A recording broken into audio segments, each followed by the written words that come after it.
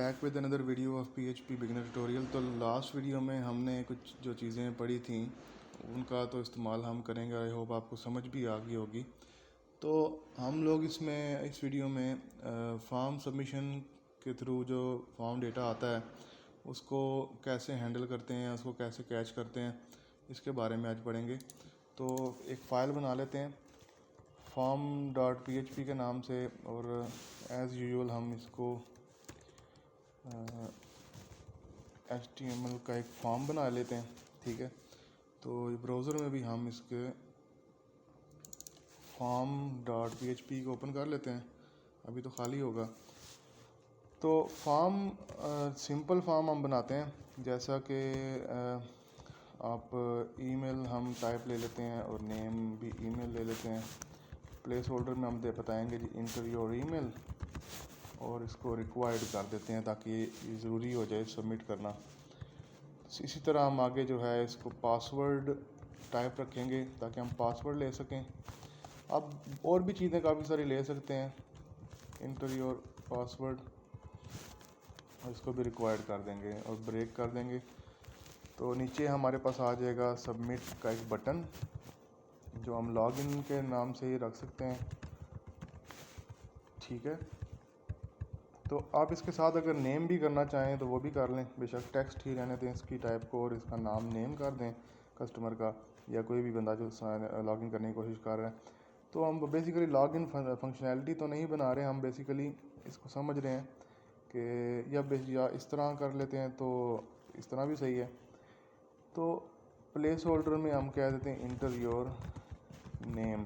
ठीक है, तो पासवर्ड नेम हम यहाँ पे ईमेल, उसके बाद यहाँ पे फ़ोन नंबर कर देते हैं। उसके लिए हम नंबर की टाइप रखते हैं, और यहाँ पे हम करते हैं phone, inter your phone number. ठीक है, तो लॉगिन के बजाय हम यहाँ पे सबमिट कर देते हैं जी, और यहाँ पर भी सबमिट कर देते हैं। तो हमने लास्ट वीडियो में भी कुछ ये डिस्कस किया था कि एक्शन का क्या मतलब होता है, कि जब बटन प्रेस होगा फॉर्म का, तो ये एक्शन क्या परफॉर्म करेगा फॉर्म के बटन प्रेस होने के बाद, किधर जाएगा, एक्शन इसको कहते हैं। कि आपने इसी फाइल में रखना है form.php में, या किसी और फाइल में जाकर डेटा सबमिट करना है। तो हम फिलहाल इंटरनली इस डेटा सबमिट करेंगे और इसको करेंगे मेथड पोस्ट के साथ। ठीक है, तो यहाँ पर हमने जैसे देखा था कि हम अगर फॉर्म सबमिट कर रहे होते हैं, ये देखिए फॉर एग्जांपल हम यहाँ पर लिखते हैं जी john@gmail.com, और फ़ोन नंबर 123456789110 और एक 11 डिजिट्स का है। तो ये सबमिट हो जाता है। हमें कोई एक्शन परफॉर्म अभी नहीं किया था, इसलिए ऐसे आपको शो करेगा। लेकिन अब हम आप इसमें देखते हैं कि कैसे आप डेटा को कैच कर सकते हैं। तो डेटा कैच करने के लिए तो पहले हमें कंडीशन चाहिए, स्टेटमेंट हम यूज़ करेंगे। इस स्टेटमेंट में हम चेक करेंगे कि क्या डेटा सेट है पोस्ट मेथड से। तो हम बटन के प्रेस को चेक करेंगे कि बटन का जो प्रेस हुआ है कि नहीं। तो ये याद रखिएगा, जो कोई भी इनपुट होती है उसका जो नेम होता है, नेम की वैल्यू जो भी होती है, उसकी बेस पे आप डेटा कैच करते हैं और चेक करते हैं। तो हमारे पास अभी ये सबमिट जो आ रहा है, इसको हम कॉपी करेंगे और यहाँ पर पोस्ट में पेस्ट कर देंगे। तो हम यहाँ पर अब एको करते हैं कि बटन हुआ है प्रेस के नहीं, बटन इज़ प्रेस्ड। ठीक है, तो अब अगर हम फॉर एग्जांपल बैक करते हैं और ये डेटा हमारे पास है और हम सबमिट करेंगे, तो ये देखिए बटन इज़ प्रेस्ड अब हमें शो हो रहा है। पहले नहीं हो रहा था क्योंकि बटन प्रेस नहीं था।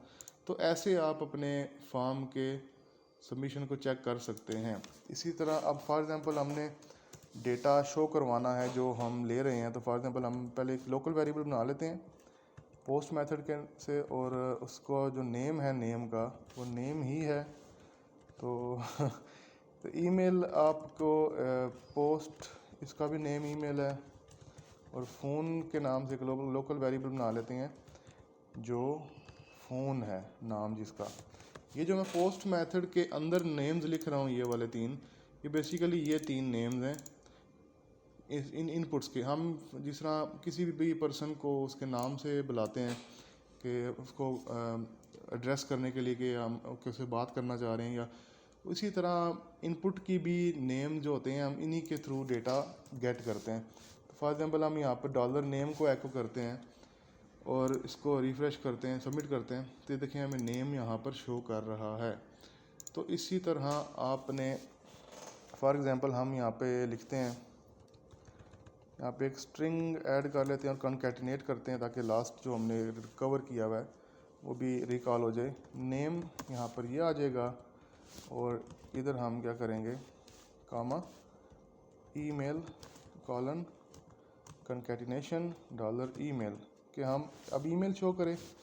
उसके बाद हम फिर कॉन्कैटिनेट करेंगे और कामा लगाकर लिखेंगे फ़ोन नंबर, ठीक है।